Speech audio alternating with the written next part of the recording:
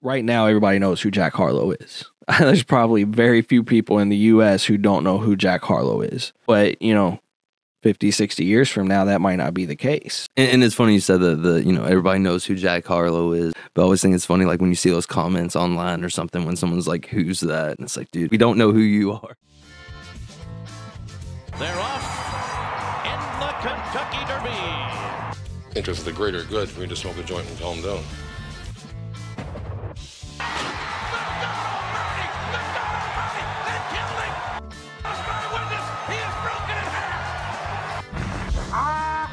Greatest. He'll fall an eight to prove that I'm great. And if he keeps talking Jack, I'm going to cut it to five. Welcome back, everybody, to another episode of the Ville Chillin' Podcast. Today, we decided we're going to talk about the Louisville Hometown Heroes program brought to you by the Greater Louisville Pride Foundation. We think it's a really cool program recognizing, all of the people from Louisville who have done amazing things, and we'll definitely get into talking about some more individual ones, but it's just something we wanted to talk about. We find it really cool again to recognize those people. Driving around downtown Louisville, you can see the banners displayed all over, and learn some history of Louisville that you might not have known before, because I definitely don't know who a lot of the people are that they've recognized, right? We definitely know some of them. There's a lot of them we don't. It's real random. Like you'll be riding past, and some of them are very recognizable, and then some of them it's like I think I know that person, or there is a story about why they're on there, and yeah, it really makes you appreciate where we're from. There's just so many people who have been recognized, just because in our generation there's a few names that come to mind. Mm-hmm. There's so many people from throughout history who deserve recognition and who have brought and shined a good light on our city. So definitely, and the ones that stick out usually, more entertainers, right? So you got the people that you see on TV every day that I recognize that person, but there's a lot of people, from the city that have made some amazing achievements as far as like science and medical and just like history in general. So it's really cool to kind of dive in there and figure out, who these people are. Absolutely. And with that, you want to just jump straight in, see who some of the heroes are? Yeah, definitely. All right. So this is just the list that the website currently has up. And one thing cool to note before we get into it is it started in 2002. I didn't realize it had been going that long. Of course, I wasn't driving in 2002 either. So once I started driving, I started noticing them more. But it's just crazy that it's actually it was founded that long ago. Well, and I guess it started with Muhammad Ali, right? Like, because when you think of Louisville, and of course the GOAT, it's Muhammad Ali. So I think it wasn't even, I don't think it was supposed to be a program like this. It wasn't supposed to be, a following. It was just something to honor, the great Muhammad Ali, and then it expanded on that of other heroes. Yeah, over time. When you look at the list, there's definitely some people we can recognize. Like you said, Muhammad Ali. You got Colonel Sanders represented. You got Denny Crum. A great one. And then, of course, Jennifer Lawrence. There's just so many names here. So many people that have shined attention, and these are just some of the biggest that have been around in our generation, right? And then there's other ones I don't recognize. I don't know that dude number 11. He looks kind of like Al Bundy. Who's that? Number 11. Yeah, the football player. Which one are you talking up here? Yeah, he used to play at Polk, dude. 4 touchdowns, one game. That's Phil Martin Sims. So it says Phil was born on a farm in Springfield, Kentucky, and grew up in Louisville. In the early 1970s, he was quarterback for the Southern High School Trojans. Oh, you know what? That's on Southern High School. I have seen that one. My dad used to talk about that. My dad went to high school like back in that time. So you, again, one of these ones like you ride past all the time, and yeah, and you just see it, and it's really awesome that this foundation takes the time to do this. And I mean, Philip, that story sounds very familiar. So I think Al Bundy like owes you some like royalties or something. I don't know. Like that's. He played pro ball for 14 years. It says with the Giants. It was one of the most memorable performances in the Super Bowl. was at 21 in 1987. Completed 22 of 25 passes. Awesome. Oh, yeah. And then, like I said, it's crazy because as soon as I saw Southern High School, I was like, no, I know this story. Because, again, my dad talked about it whenever he would be driving us past. And Oh, yeah. awesome. I mean, just another... Excuse me. So, Ruddle Stitch, over the course of professional boxing career that included only 34 fights, he won 27 matches, 13 by knockout, from between 1956 and 1960. So, that's just another prominent Louisville boxer that I didn't really know about and wouldn't know about if it wasn't for these people, this foundation, making it known. Yeah, we definitely got to dive more into that on one of the future episodes too. Is obviously Louisville has a strong boxer community and just fighting MMA community. So we'll definitely have to look into that some more. And it's kind of tragic. Apparently, it says at the height of his career, so he had just gotten started. He died while trying to save a friend from drowning in the Ohio River. So somebody who really could have gone far and really carried that boxing legacy for Louisville like Muhammad Ali did, taken too soon.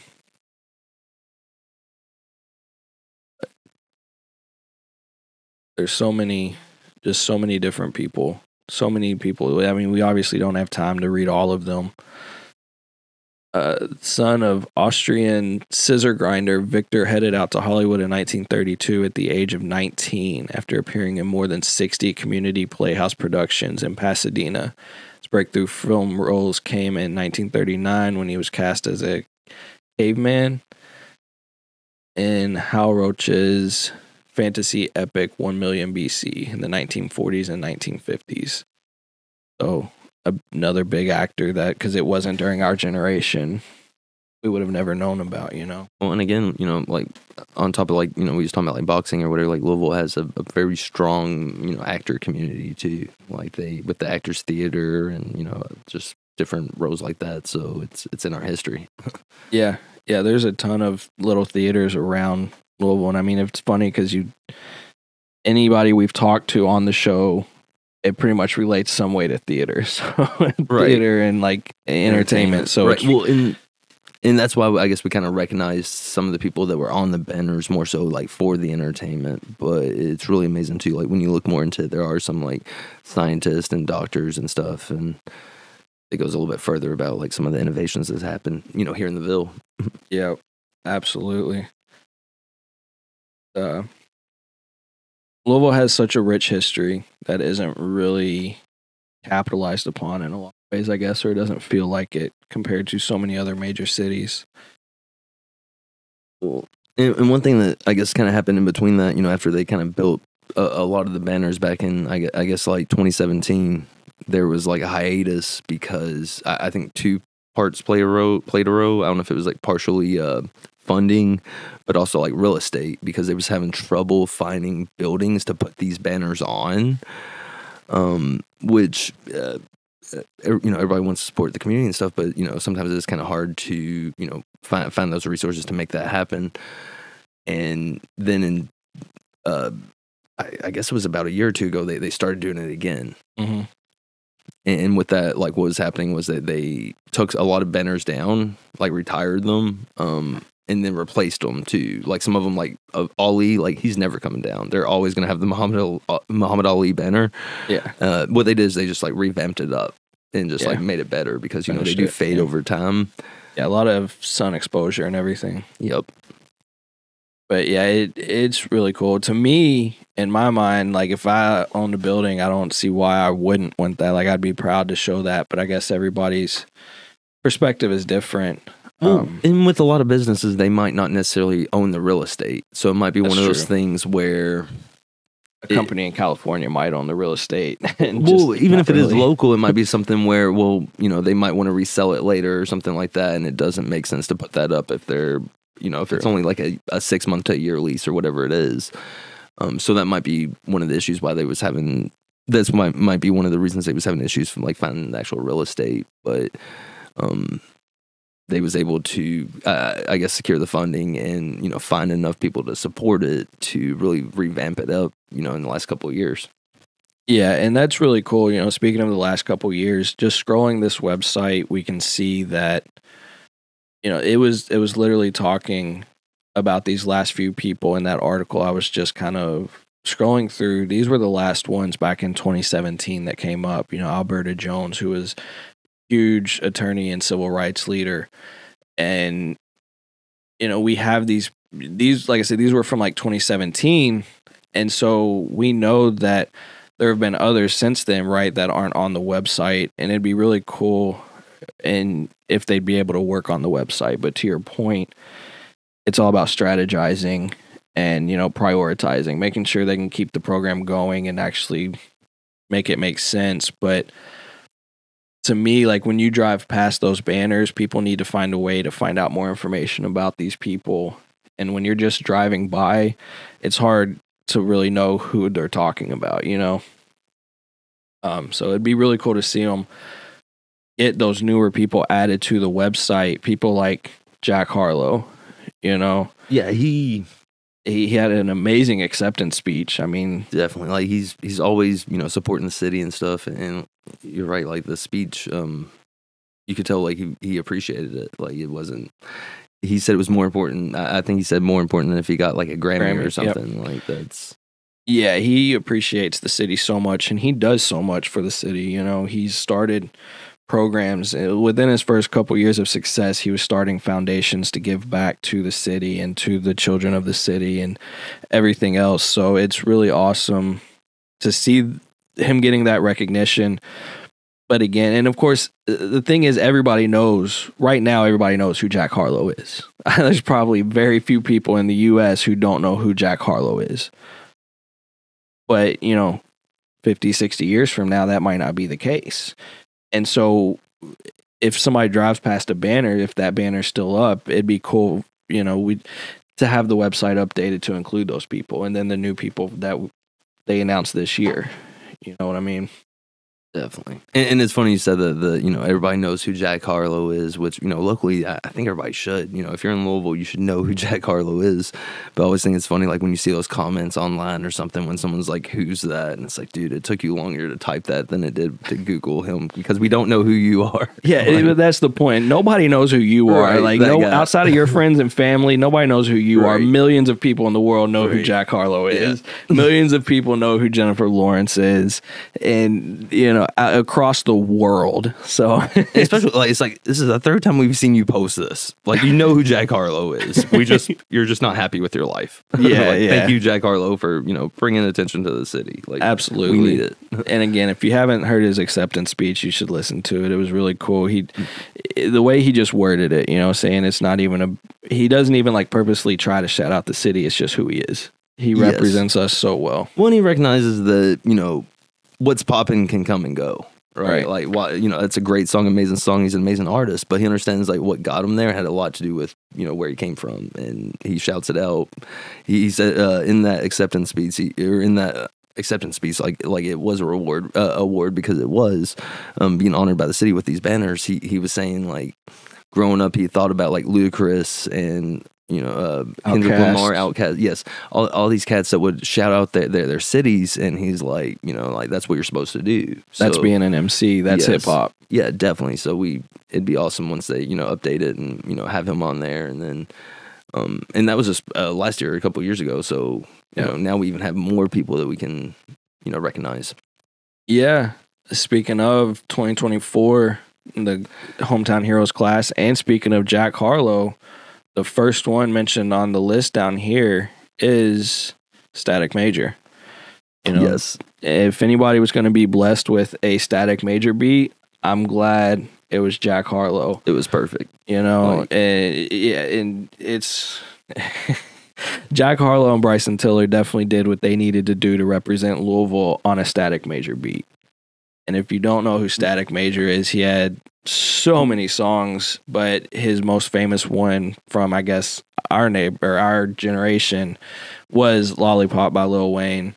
And then, of course, he produced hits for Aaliyah, Genuine, and Destiny's Child.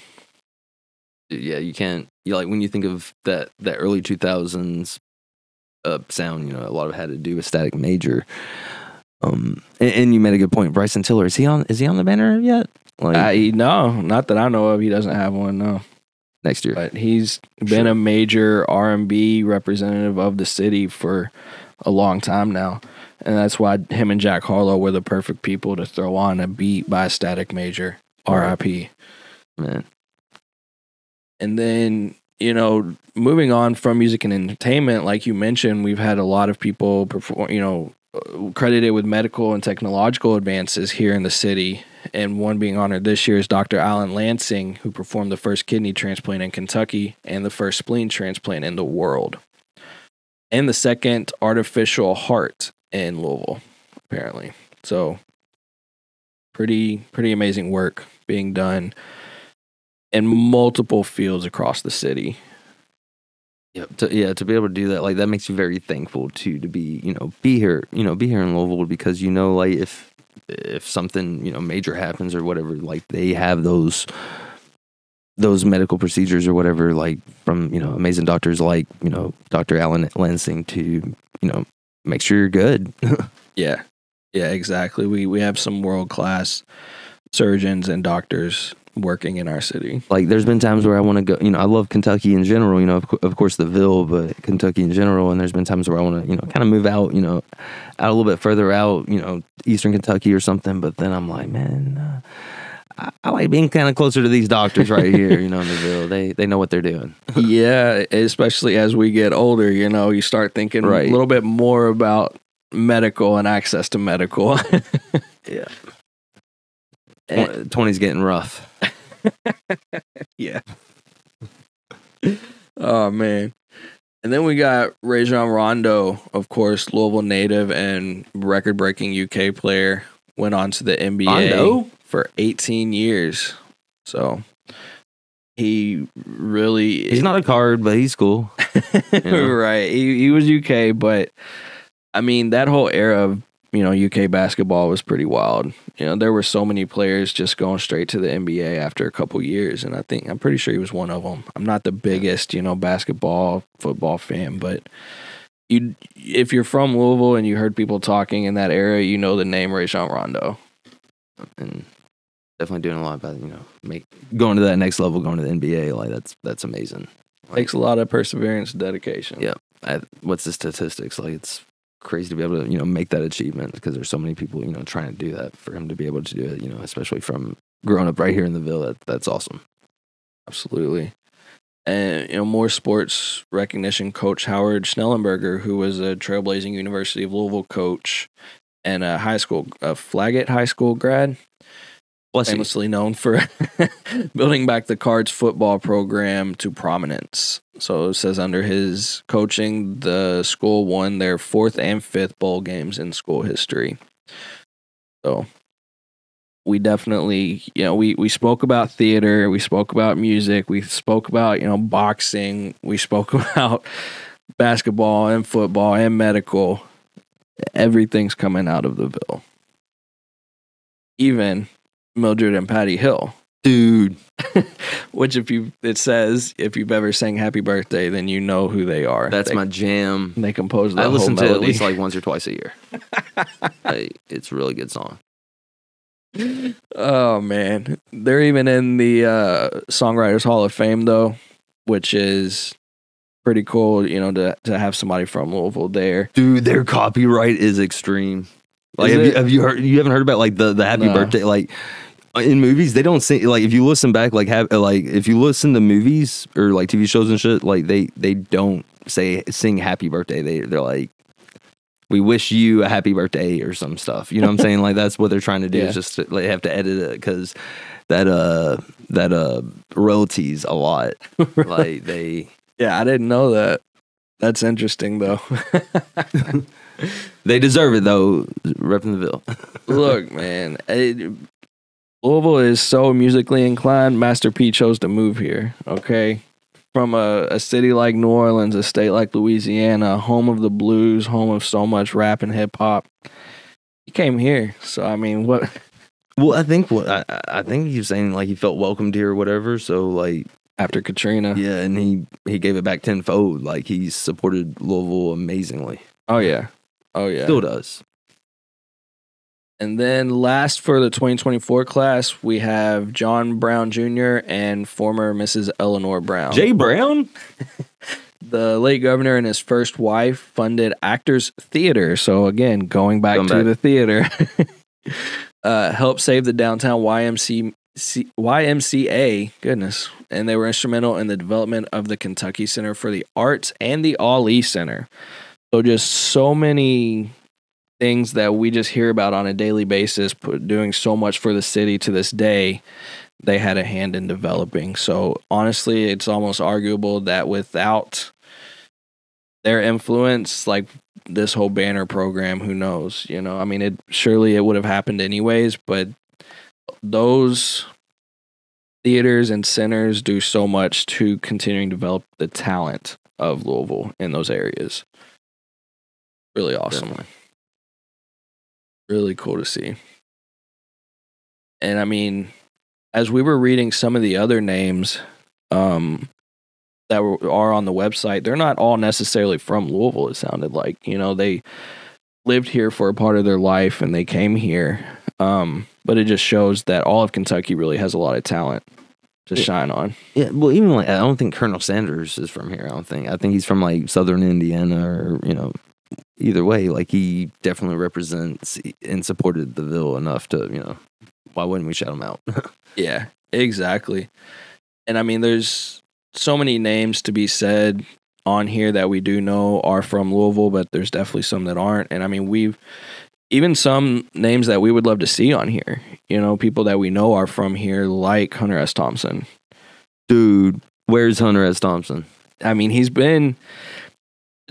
he has been featured on numerous buildings throughout the city, but it's usually small businesses choosing to put a mural on like his private face. art and stuff, Yeah. right? Yeah, but it hasn't been on the, you know, Kentucky banners, Yeah. or Louisville banners. So it'd be really cool to see that. And then there's so many other people from Kentucky who have represented Kentucky. You know, I mean, obviously we've talked about it in our previous episode. You have people like Johnny Depp, you know, Jim Varney, who grew up in the late 90s, early 2000s and never saw an Ernest movie.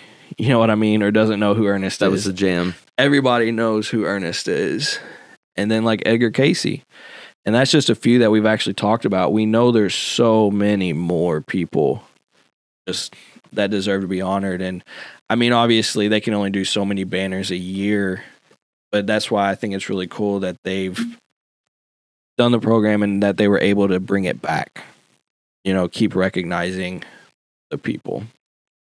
Because there are so many people from Kentucky who probably had a huge influence in Louisville and on Louisville, just based in doing what they've done. Oh yeah, and I mean, a lot of it's like that inspiration too. Like, when, you know, a little kid, you know, rides past some of these banners, you know, it gives them inspiration and lets them know that, you know, you can do that too, right? Like, you could be, you know, the greatest, you know, boxer of all time. You could be an amazing actor, artist, or musician, or not just the doctor, greatest scientist. boxer of all time, just the greatest of all time. The great of all time, yes. Yeah, sorry, I didn't mean to interrupt No, you there. hey, but- you corrected it. You corrected it. Hey. Oh what it is. man, you got to give the goat the Dude. goat.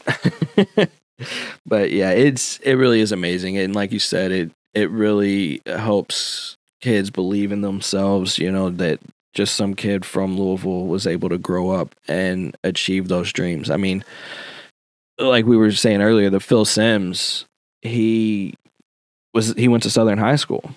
You know, I grew up right next to Southern High School. I grew up right in Okolona. And so it really does mean that much. It's really cool. Definitely, yeah. So Can't wait to see.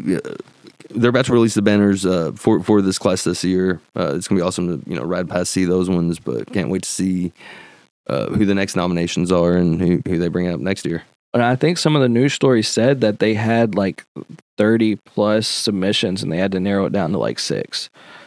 So who knows how, that whole process goes. They probably try to represent multiple areas of different things, from theater to sports to medical and all that stuff. And maybe that's how they decide to narrow it down. We don't know what their process is, but it will be cool to see those up and around the city. And definitely can't wait to see who gets recognized as time goes on. Definitely. I guess with that, man, you got anything else you want to add before we close it out? No, I think we covered it. Excited to see what they come up with next year. All right. I guess with that one, check out some of our People of Kentucky episodes, learn a little bit more about who we have talked about. A few of them aren't on this list. And, if you don't want to watch the YouTube version, we're on anywhere you can get your podcast from. So with that, we'll catch you next time and see you all later. Yeah. They're off in the Kentucky Derby. Interest of the greater good for me to smoke a joint and calm down.